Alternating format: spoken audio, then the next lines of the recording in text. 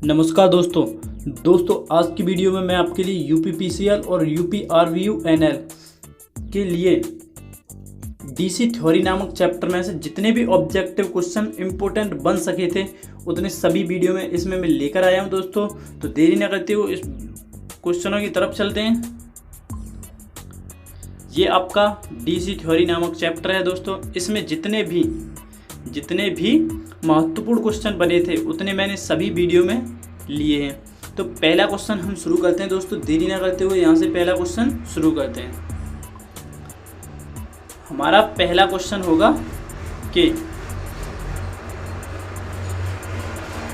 ये पहला क्वेश्चन है हमारा, यहाँ पे विद्युत धारा प्रवाह के लिए तैयार किया गया बंद पूर्ण मार्ग परिपथ कहलाता है। यानी कि जो विद्युत धारा का जो बंद होता है, जैसे कि हमने दो वायर लिए, ये हमारा परिपथ नहीं कहलाएगा जब तक हम इनको शॉर्ट नहीं करेंगे।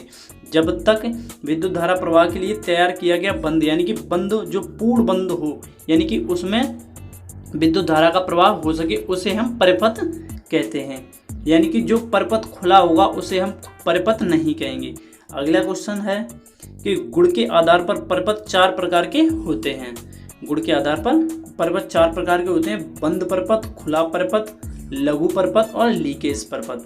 यानी कि दोस्तों जो परिपथ होते हैं वो चार प्रकार के होते हैं: बंद परिपथ, खुला परिपथ और लीकेज परिपथ। अगला क्वेश्चन यहाँ से शुरू होता है कि खुले परिपथ में धारा का मान शून्य तथा प्रतिरोध का मान होता है वो अनंत होता है जब दो परिपथ होंगे। यानी कि ये परिपथ है खुला परिपथ, इसमें धारा का मान होगा वो शून्य होगा और प्रतिरोध का मान होगा अनंत होगा। यानी कि प्रतिरोध का मान अनंत होगा। प्रतिरोध का मात्रक आपको पता होगा कि क्या होता है, ओम। प्रतिरोध का मान ओम होता है और यहाँ पे प्रतिरोध का मान अनंत होगा तो इसमें से विद्युत धारा का प्रवाह नहीं होगा। दोस्तों मैं आपके लिए हर क्वेश्चन में एक्स्ट्रा फैक्ट भी बताता चलूँगा जितना कि आपके लिए इम्पोर्टेंट है। अगला क्वेश्चन होगा कि लघु परिपथ में धारा का प्रवाह का मान अनंत तथा प्रतिरोध का मान शून्य होता है। जो लघु परिपथ होता है उसमें धारा के प्रवाह का मान होता है वो अनंत होता है और प्रतिरोध का मान शून्य होता है। लघु परिपथ में ये आपका लघु परिपथ हो गया जिसमें धारा के प्रवाह का मान होगा वो अनंत होगा। इसमें धारा अच्छे तरीके से बहेगी और प्रतिरोध का मान होगा वो शून्य होगा। अगला क्वेश्चन होगा यहाँ से ये आपका अगला क्वेश्चन। दोस्तों बड़े ही आराम से मैं आपको सभी क्वेश्चनों को याद कराते चलूँगा। वीडियो आप एक बार देख लें, क्वेश्चन सभी आपको याद हो जाएंगे। जो एसी परिपथ में लीकेज करंट का मान, एसी परिपथ होता है उसमें लीकेज करंट का मान होता है वो 1/5000वें अंश के अधिक नहीं होता है। यानी कि जो एसी परिपथ होता है उसका जो लीकेज करंट होता है उसका मान होता है वो 1/5000 के मान से अधिक नहीं होता है। और यही मान डीसी के लिए पूछा जाए दोस्तों तो ये डीसी के लिए अगला क्वेश्चन मैंने इंक्लूड किया है कि डीसी परिपथ में लीकेज करंट का मान परिपथ के कुल करंट का 1/2000वां भाग से अधिक नहीं होगा। एसी के लिए पूछा जाए तो 1/5000 से अधिक नहीं होगा और डीसी के लिए पूछा जाए तो 1/2000 से अधिक नहीं होगा। डीसी और एसी के लिए दोनों के लिए बहुत इंपॉर्टेंट ये क्वेश्चन है दोस्तों। अगला क्वेश्चन है जॉर्ज साइमन ओम ने धारा, वोल्ट तथा प्रतिरोध के मान में एक नियम स्थापित किया था।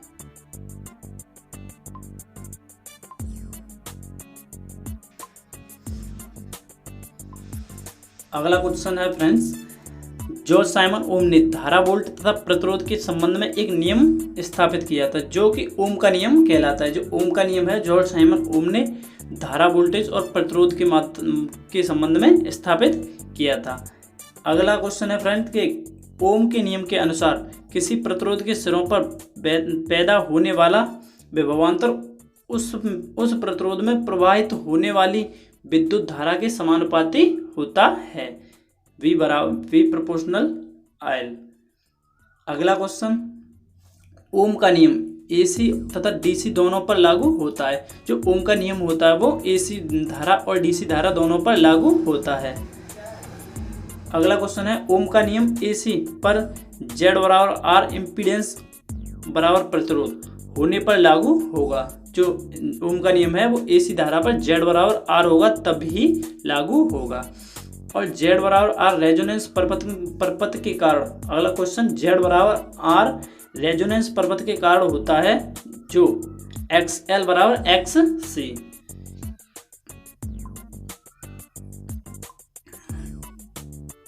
ये है किसी चालक का प्रतिरोध उसकी लंबाई के समानुपाती होता है।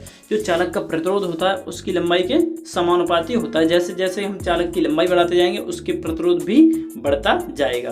किसी चालक का प्रतिरोध उसके अनुच्छेद अनुप्रस्थ काट क्षेत्रफल के विलोमानुपाती होता है। समझे दोस्तों कि जैसे जैसे हम उसके अनुप्रस्थ काट का क्षेत्रफल बढ़ाएंगे और उसका प्रतिरोध कम होता जाएगा। जैसे कि जितना पतला वायर होगा उसका प्रतिरोध अधिक होगा और मोटा होगा उसका प्रतिरोध कम होगा। किसी चालक का प्रतिरोध तापमान के समानुपाती होता है। जैसे कि हम किसी वायर का तापमान बढ़ाते हैं उसका प्रतिरोध बढ़ता जाता है। ये दोस्तों मैं आपको बता दूं कि किसी चालक का प्रतिरोध बढ़ाने पर जैसे कि कोई चालक है उसका अगर टेम्परेचर बढ़ाएंगे तो उसका प्रतिरोध बढ़ेगा। और कुचालक का हम टेम्परेचर बढ़ाते हैं, कुचालक पदार्थ का टेम्परेचर बढ़ाते हैं तो उसमें चालकता का मान विद्यमान होता है। अगला क्वेश्चन है दोस्तों अचालक पदार्थ का प्रतिरोध तापमान बढ़ाने पर घटता है। ये दोस्तों अचालक पदार्थ का प्रतिरोध तापमान बढ़ाने पर घटता है। ये आ गया दोस्तों आपके सामने क्वेश्चन। 1 सेंटीमीटर लंबे तथा 1 सेंटीमीटर वर्ग काट क्षेत्रफल वाले टुकड़े का प्रतिरोध विशिष्ट प्रतिरोध कहलाता है। अगला क्वेश्चन है विशिष्ट प्रतिरोध का प्रतीक P रो तथा मात्रक ओम सेंटीमीटर MKS प्रणाली में भी होता है। अगला क्वेश्चन है किसी चालक पदार्थ में प्रतिरोध मान में 1 सेल्सियस तापमान परिवर्तन से होने वाली वृद्धि या कमी पदार्थ का ताप गुणांक कहलाती है। जो पूछ लेता है कि पदार्थ का तापमान गुणांक क्या होता है तो उसके चालक के पदार्थ के प्रतिरोध का मान यानी कि चालक के पदार्थ के प्रतिरोध का मान 1 सेल्सियस बढ़ाया जाए तो उसमें होने वाली कमी या वृद्धि उसका क्या कहलाती है, पदार्थ का ताप गुणांक कहलाती है। ताप गुणांक का प्रतीक अल्फा तथा मात्रक प्रति डिग्री सेल्सियस होता है। जो ताप गुणांक का प्रतीक होता है वो अल्फा होता है और मात्रक होता है प्रति डिग्री सेल्सियस। श्रेणी में कुल प्रतिरोध का मान परपथ में लगे सबसे अधिक मान वाले प्रतिरोध से अधिक होता है। जैसे कि हमने किसी को, जैसे कि ये हमारा, मैं आपको बताऊं कि श्रेणी क्रम में लगे प्रतिरोध का मान जैसे कि 3, 4 और 3 यानी कि श्रेणी क्रम में जितने परपथ लगे होंगे, जितने प्रतिरोध लगे होंगे उनका मान सबसे बड़े वाले प्रतिरोध के मान से अधिक होगा। और यही सेम समांतर क्रम के लिए उल्टा हो जाता है। जैसे कि समांतर क्रम में हमने जितने भी प्रतिरोध लगाए हैं, जितने भी परपथ प्रतिरोध लगाए हैं उनका मान होगा वो सबसे कम वाले प्रतिरोध के से भी कम होगा। यहाँ पे मैं बताऊं अगला क्वेश्चन है श्रेणी में लगे सभी प्रतिरोध में विद्युत बहने वाली धारा का मान समान रहता है। यानी कि जब हम किसी को श्रेणी क्रम में लगाते हैं, किसी परपथ को श्रेणी क्रम में लगाते हैं तो उसमें धारा का मान जो होता है वो समान रहता है और वोल्टेज का मान बढ़ता है। जैसे और समांतर क्रम में लगे प्रतिरोधों में धारा का मान समान होता है और इनमें वोल्टेज का मान अधिक और कम होता रहता है। जैसे हम किसी 2 बैटरी को श्रेणी क्रम में लगाते हैं तो जब हम किसी बैटरी को श्रेणी क्रम में लगाते हैं तो उनका वोल्टेज बढ़ेगा और हम किसी बैटरी को अगर समांतर क्रम में लगाते हैं, बैटरियों को समांतर क्रम में जोड़ते हैं तो उनके करंट बढ़ेंगे। यहाँ पर दोस्तों बहुत इंपॉर्टेंट ये क्वेश्चन बन जाता है कि बैटरी को अगर हम समांतर क्रम में जोड़ें तो उनका क्या बढ़ेगा और क्या अपरिवर्तित रहेगा।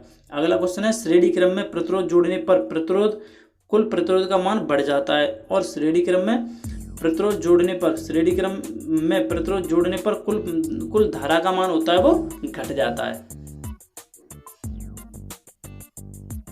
मैं आपको अगले क्वेश्चनों की तरफ लेके चलता हूँ। दोस्तों जितने भी इंपॉर्टेंट क्वेश्चन बन सके हैं उतने इस वीडियो में मैंने सभी लिए हैं। समांतर में प्रतिरोध जोड़ने पर कुल प्रतिरोध का मान होता है वो घट जाता है, यानी कि समांतर में जितने प्रतिरोध जोड़ेंगे उनका मान होगा वो घट जाएगा। और समांतर क्रम में प्रतिरोध जोड़ने पर जो धारा का मान होता है वो बढ़ जाता है। समांतर क्रम में धारा का मान बढ़ता है और श्रेणी क्रम में वोल्टेज का मान बढ़ता है। ये आपको मैंने थोड़ी देर पहले भी बताया था। और दोस्तों मेरे द्वारा बताए गए सभी भी क्वेश्चन होते हैं वो बहुत इंपॉर्टेंट होते हैं, जो इसमें नहीं है मैं उनको भी आपको बताते चलता हूँ। समांतर क्रम में प्रतिरोध जोड़ने पर चालक का धारा मान होता है वो बढ़ जाता है, और श्रेणी क्रम में प्रतिरोधों को जोड़ने पर चालक का धारा मान होता है वो चालकता का मान घट जाता है। और यहाँ पे अगला क्वेश्चन लिया है दोस्तों कि चालकों के संगम पर विद्युत धाराओं का विजातीय योग होता है वो शून्य होता है। चालकों के संगम पर विद्युत धारा का बीजगणितीय योग होता है वो शून्य होता है। जैसे कि हमारे कई चालक यहाँ पे जुड़े हैं, तो यहाँ पर जो बीजगणितीय योग होगा उनका वो शून्य होगा। अगला है किरचॉफ के धारा नियम को नोड बिंदु या संगम बिंदु का नियम भी कहते हैं। और दोस्तों व्हीटस्टोन सेतु बहुत ही इंपॉर्टेंट क्वेश्चन आता है यहाँ से कि व्हीटस्टोन सेतु का उपयोग अज्ञात मान वाले प्रतिरोध का मान ज्ञात करने के लिए किया जाता है। यहाँ पर मैं बता दूं आपको व्हीटस्टोन सेतु कुछ इस प्रकार का होता है।